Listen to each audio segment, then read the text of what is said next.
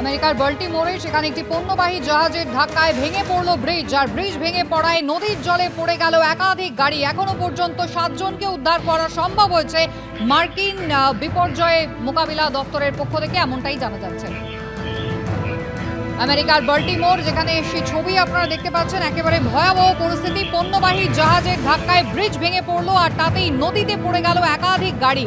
অন্তত 7 জনকে উদ্ধার করা সম্ভব হয়েছে মার্কিন বিপর্যয় মোকাবিলা দপ্তরের পক্ষ থেকে, এমনটাই খবর।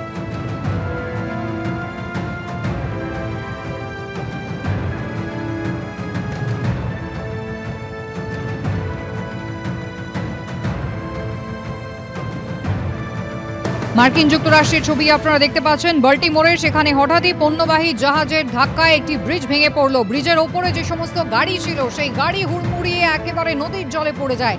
এখনো পর্যন্ত 7 জনকে উদ্ধার করা সম্ভব হয়েছে। ভয়াবহ দুর্ঘটনা, হঠাৎই পণ্যবাহী জাহাজের ধাক্কায় ভেঙে পড়লো এই ব্রিজ। ব্রিজের ওপরে একাধিক গাড়ি ছিল, সেগুলি জলে পড়ে যায়।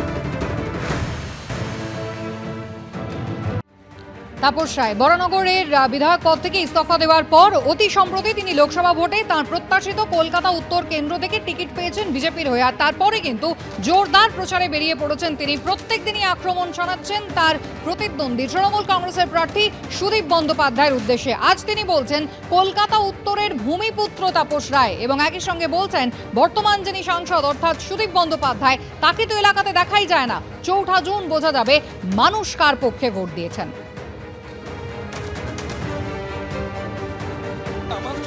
উত্তর কলকাতায় প্রচার শুরু করেছেন বিজেপির প্রার্থী তাপস রায়। ইতিমধ্যে দেয়াল লিখনের কর্মসূচি উত্তর কলকাতার বিভিন্ন জায়গায় শুরু হয়েছে।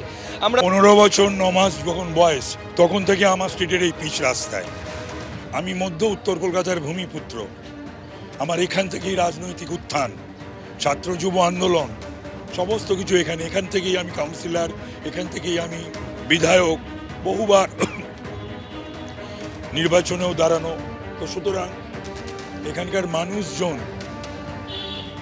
তাদের একটা সুস্পষ্ট ধারণা আছে আমার সম্পর্কে, আমাকে তারা চেনে। পাশাপাশি বাংলার মানুষ অরাজক পরিস্থিতি, আইন শৃঙ্খলার অবনতি, স্ক্যাম আফটার স্ক্যাম, এত দুর্নীতি এর পূর্বে বাংলায় কোনো সরকার সময় দেখা যায়নি। একটা ডিপার্টমেন্ট নেই যেখানে দুর্নীতি নেই। এটা তো খুব দুর্ভাগ্যের বিষয়।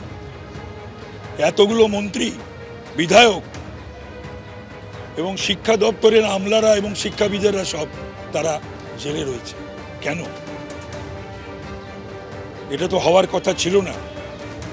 এবং সন্দেশখালীতে যে দস্যুরা মায়েদের ওপর, বোনেদের ওপর অত্যাচার করেছে, তাদের রাত 12টায় পার্টি অফিসে ডেকে পাঠিয়েছে।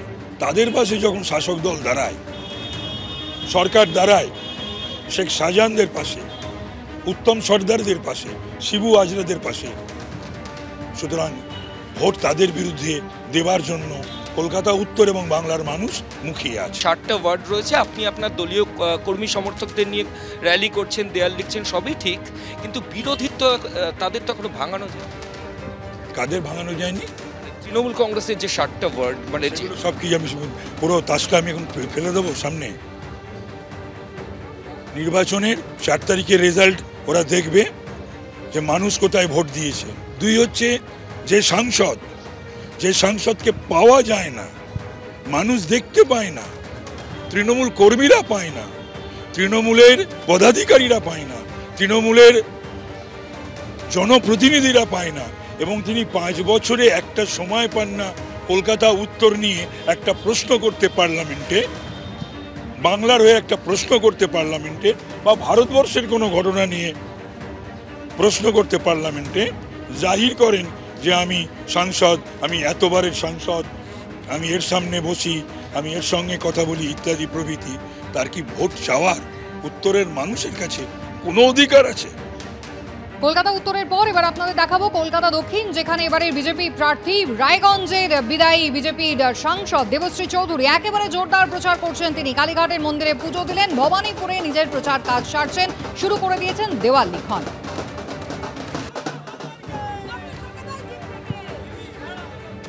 মুখ্যমন্ত্রীর ওয়ার্ডেতেই দেওয়াল লিখন চলছে। দেওয়াল লিখছেন দক্ষিণ কলকাতা কেন্দ্রের বিজেপি প্রার্থী দেবশ্রী চৌধুরী আমরা দেখতে পাচ্ছি পদ্ম আঁকা হচ্ছে এবং এই ৭৩ নম্বর ওয়ার্ড আমরা জানি যে এই ওয়ার্ডেই কিন্তু মমতা বন্দ্যোপাধ্যায়ের ওয়ার্ড। দেবশ্রী, সেই ওয়ার্ডে আপনি পদ্ম আঁকছেন।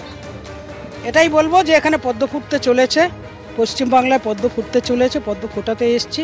যে গড়ে এতদিন মানুষজন ঘাসফুল রেখেছিল, ঘাসফুলকে লোকে আর পছন্দ করছে না, ওটা গরু টরু খেয়ে নিয়েছে, খুঁজে পাওয়া যাচ্ছে না। আর ঘাসফুলের লোকেরা ভুলভাল বার্তা দিয়ে একটা ইন্ডি জোট করে একটা স্টেবল সরকারকে ফেলার চক্রান্ত করে চোরেদের একটা সরকার বানাতে চেয়েছিল। সেই চক্রান্তকে রুখে দিয়ে মানুষ এখানে পদ্মফুল ফোটাবে, সেই জন্য আমরা পদ্মফুল এঁকে এই গড়ে এসে এঁকে দিয়ে গেলাম। প্রচারের অভিমুখ দুর্নীতি, মহিলা নির্যাতন, মহিলাদের অপমানকরণ। আর মালা রায় তাকে নিয়ে কোনো বক্তব্যই নেই, কারণ তিনি তো ওনার কোনো সিদ্ধান্ত তিনি নিতে পারেন না। নিজে একজন কাউন্সিলর হিসেবে এখনও নিজেকে মনে করেন। 88